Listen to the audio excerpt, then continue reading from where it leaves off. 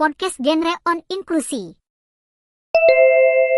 Halo Genreja seluruh Indonesia, selamat datang kembali di podcast Genre on Inklusi dengan tema yang sangat menarik pada kali ini karena akan ngebahas tentang remaja yang setara. Ya, tentunya memang saya di sini bersama Kak Yaya yang merupakan koordinator dari bidang media dan publikasi Forum Genre Sulawesi Selatan. Dan juga ternyata Kak Yaya ini backgroundnya sarjana dari pendidikan khusus. Untuk itu, tema kali ini tuh sebenarnya ngebahas tentang bagaimana sih pandangan kita terhadap teman-teman remaja dari penyandang disabilitas. Untuk itu, saya akan memberikan beberapa pertanyaan nih kepada Kak Yaya supaya teman-teman Genreja seluruh Indonesia juga tahu bahwa ternyata di seluruh remaja itu kita ada yang memang kita diberikan keunikan, diberikan rezeki yang lebih dari Tuhan Yang Maha Esa terkait dengan apa yang kita diberikan sejak lahir ya tentunya. Nah, mungkin kayaknya boleh ngejelasin teman-teman Genreja seluruh Indonesia, teman-teman penyandang disabilitas itu sebenarnya apa-apa aja sih orang-orangnya dan sebenarnya gimana sih komunikasi yang baik dengan mereka itu seperti apa? Silakan Kak Yaya.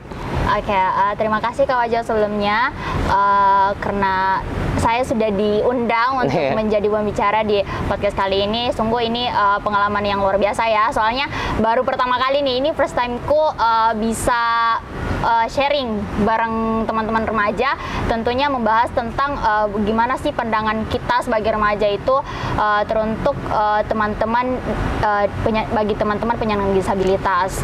Soalnya menurutku ini hal yang masih tabu ya, betul. Masih tabu di kalangan remaja. Bahkan sampai saat ini pun kalau saya ketemu nih sama remaja-remaja di luar sana, khususnya calon mahasiswa baru, kadang mereka tuh bertanya jurusannya apa Kak? Terus aku jawab pendidikan khusus. Pasti ada yang masih bertanya pendidikan khusus itu seperti apa sih? Itu ngajarnya gimana? Prospek kerjanya gimana? Seperti itu. Jadi memang ini perlu banget untuk kita bahas gitu. Untuk remaja penyandang disabilitas itu apa-apa saja sih macam-macamnya. Kalau dari yang saya pelajari itu untuk penyandang disabilitas itu ada yang pertama ada teman tuli. Teman tuli itu penyandang disabilitas yang memiliki hambatan pendengaran. Ya, jadi for information itu sebenarnya teman tuli itu bukan bisu seperti itu. Padahal yang perlu teman-teman tahu, mereka itu hanya memiliki hambatan di pendengaran saja. Kebanyakan penyandang disabilitas yang teman tuli itu tidak bisa berbicara karena mereka hanya memiliki kosakata yang kurang. Jadi untuk menyampaikan atau berkomunikasi dengan sesama kita itu mereka memiliki hambatan atau tidak bisa mengeluarkan kosakata karena memang keterbatasan kosakata yang mereka dengar. Jadi untuk itu juga aku mau sampaikan informasi ini ke teman-teman remaja ke Rizaldi, bahwasannya untuk teman tuli itu sebenarnya mereka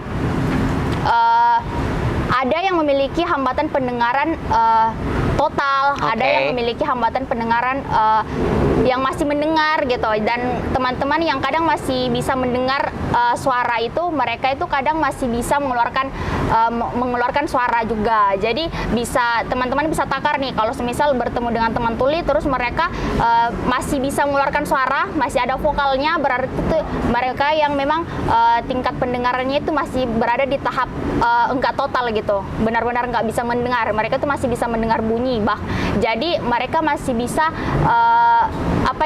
vokalnya itu masih terstimulus dengan apa yang mereka dengar, seperti itu. Kemudian yang kedua itu penyandang disabilitas tunadaksa. Kalau tunadaksa itu mereka lebih ke fisik.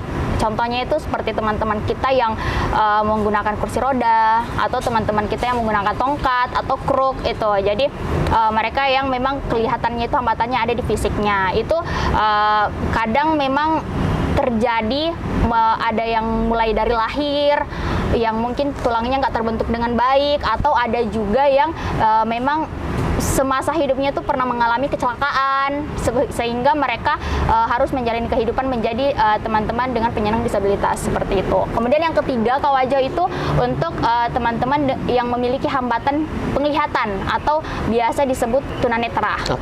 Jadi tunanetra itu teman-teman penyandang disabilitas yang memiliki hambatan penglihatan. Mereka itu memang terbagi juga nih, ada yang total, ada yang buta setengah gitu, ada juga yang benar-benar mereka itu hanya harus bantuan kacamata gitu, atau yang biasa disebut dengan low vision. Mereka masih bisa mendeteksi cahaya, masih bisa mendeteksi warna putih dan hitam gitu, tapi untuk warna lain mereka memiliki kesulitan begitu, itu sebutannya low vision. Terus untuk yang keempat itu ada yang namanya tunalaras. Tunalaras ini tuh tergolong yang benar-benar orang lain itu orang pada umumnya tuh nggak tahu gitu. Tunalaras ini contohnya mereka itu seperti keterbelakangan mental seperti itu. Jadi semisal anak yang suka ganggu temannya, yang suka iseng gitu, tapi nggak bisa juga ujuk-ujuk suka iseng langsung dikategorikan ke anak tunalaras gitu. Tentunya perlu ada asesmen yang lebih lanjut lagi. Tapi kalau untuk umumnya mereka tunalaras itu yang memiliki keterbelakangan mental. Jadi mereka itu kadang suka mengganggu, suka melakukan hal-hal yang membuat kegaduhan di lingkungan sosial. Jadi mereka itu terkadang tidak bisa diterima di lingkungan sosialnya karena memang ada keterbelakangan mental yang ada pada dirinya mereka. Itu mungkin kadang juga penyebab utamanya itu dari lingkungannya, dan memang ada hal yang memang perlu diobati dari psikisnya seperti itu, psikis dan psikologi si anak. Kemudian ada juga yang ke-5 itu namanya autis. Jadi singkatannya itu ASD. Anak-anak autis ini teman penyandang disabilitas yang memiliki gangguan komunikasi, terus perkembangan perilaku. Jadi mereka itu terkadang tidak berkembang sesuai dengan usianya. Jadi anak usia 5 tahun nih, sekarang usia fisiknya 5 tahun, tapi cara berperilaku dan komunikasinya itu setara dengan anak-anak di usia 3 tahun seperti itu. Jadi memang harus distimulus dengan terapi, mulai dari terapi perilaku sampai terapi bicara seperti itu. Ada juga yang sampai pada tingkat keparahannya itu mereka harus terapi fisik. Karena kadang mereka susah untuk motorik halus dan motorik kasarnya. Seperti sesimpel mereka tidak bisa memegang sendok, tidak bisa memegang pensil atau pulpen. Jadi itu kesusahannya dalam mungkin ketika mereka harus menempuh pendidikan, itu hal yang hambatan yang harus mereka sesuaikan begitu.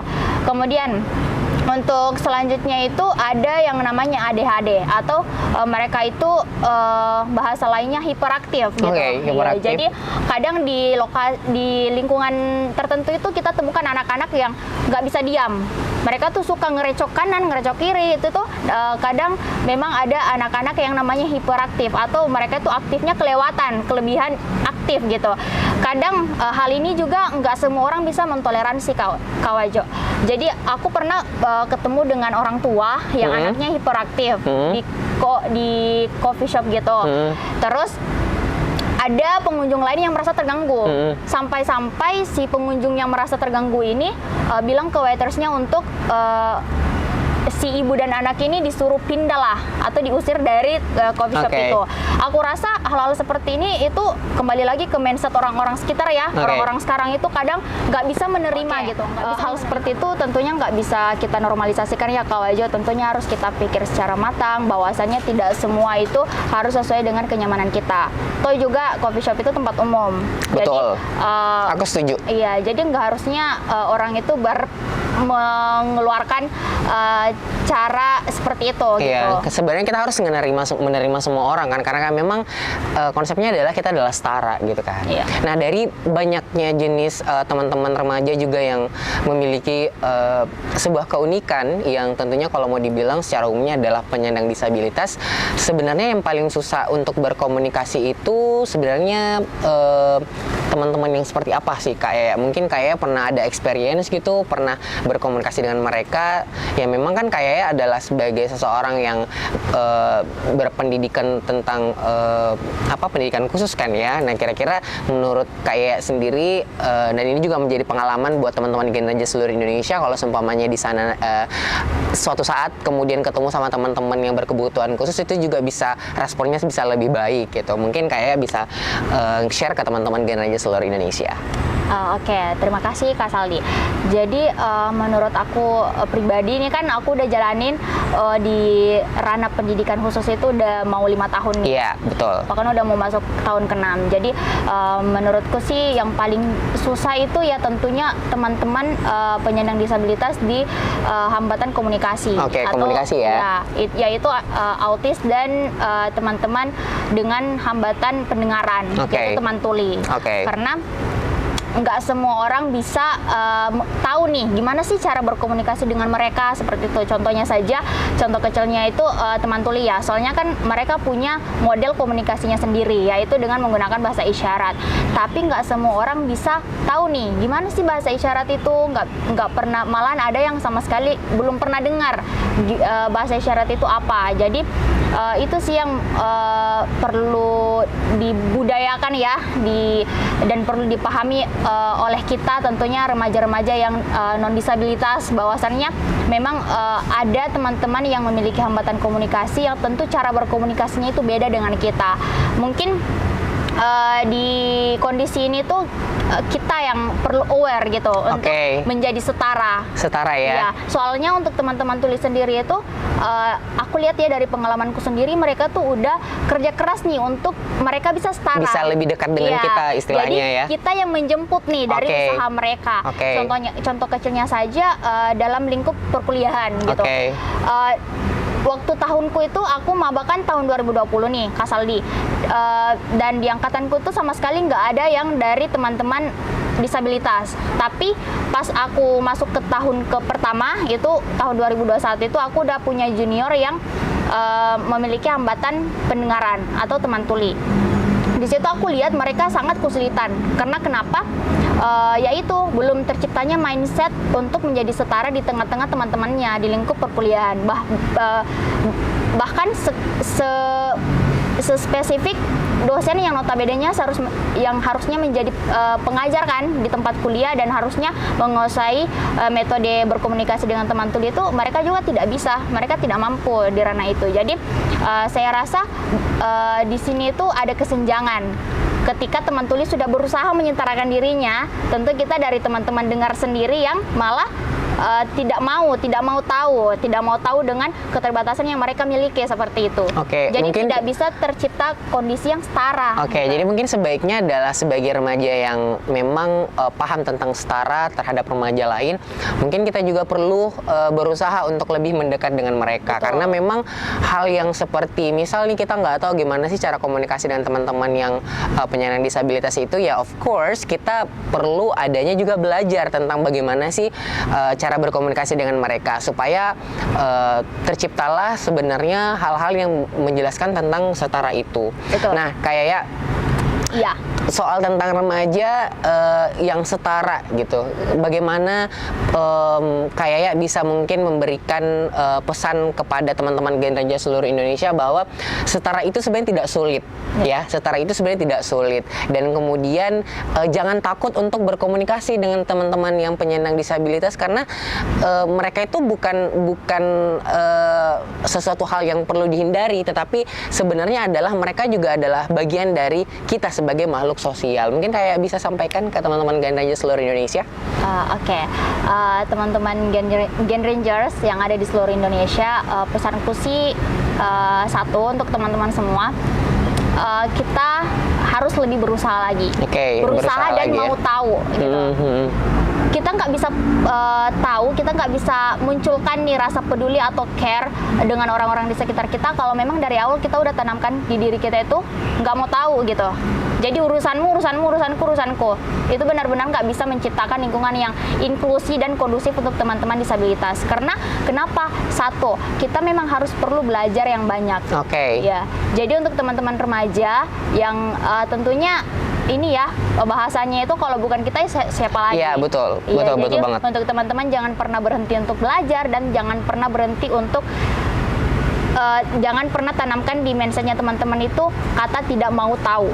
Oke, jadi kalau misalnya di mindsetnya teman-teman itu sudah tertanam jiwa tidak ingin tahu atau pemikiran tidak ingin tahu, itu bahkan bisa menjadi akar, nanti teman-teman bisa menjadi pelaku dari diskriminasi itu sendiri. Oke, jadi sebenarnya yang disampaikan sama Kak Yaya adalah bagaimana kita tidak bersifat individualis. Karena kan kita adalah sebagai makhluk sosial yang tentunya kita adalah orang yang memang membutuhkan orang lain juga. Dan sebenarnya yang paling penting adalah sebagai remaja yang berkualitas, sebagai remaja yang memang punya makna untuk bisa menjadi meaningful youth participation, kita harus juga mampu untuk saling mengenal satu sama lain, saling untuk bisa mengetahui dan mengenal tentang adanya perbedaan, karena setiap orang itu memang dilahirkan berbeda-beda dan setiap orang punya hal unik di dalam dirinya yang memang kita harus menghargainya gitu. Jadi untuk semua generasi seluruh Indonesia, ingat bahwa jangan selalu membeda-bedakan orang, karena setiap orang itu punya kekurangan dan setiap orang juga punya kelebihan. Dan kemudian sebagai seseorang yang tentunya paham akan tentang setara, ingat jangan pernah melakukan hal diskriminasi karena itu tidak baik untuk seluruh remaja Indonesia. Mungkin cukup sekian dari podcast kita pada hari ini mengenai tentang bagaimana sih sebenarnya kita mengenal remaja-remaja yang memang lebih spesifik lagi. Ternyata banyak hal yang kita bisa pelajari tentang remaja-remaja saat ini, apalagi mengenai tentang teman-teman remaja yang penyandang disabilitas, teman-teman yang punya hal unik yang diberikan oleh Tuhan Yang Maha Esa. Semoga materi ini, semoga podcast ini bisa mendapatkan kebaikan buat teman-teman, mendapatkan feedback buat teman-teman untuk bisa lebih aware lagi terhadap sebuah perbedaan. Untuk itu, terima kasih sudah menonton podcast kita dan tentunya nantikan podcast selanjutnya di episode yang memang temanya akan lebih bagus lagi dan lebih mengangkat tema-tema yang lebih kreatif lagi dan dengan speaker yang tentunya lebih baik lagi atau lebih bagus lagi. Sampai ketemu lagi di podcast selanjutnya, di podcast Genre on Inclusive. Salam genre.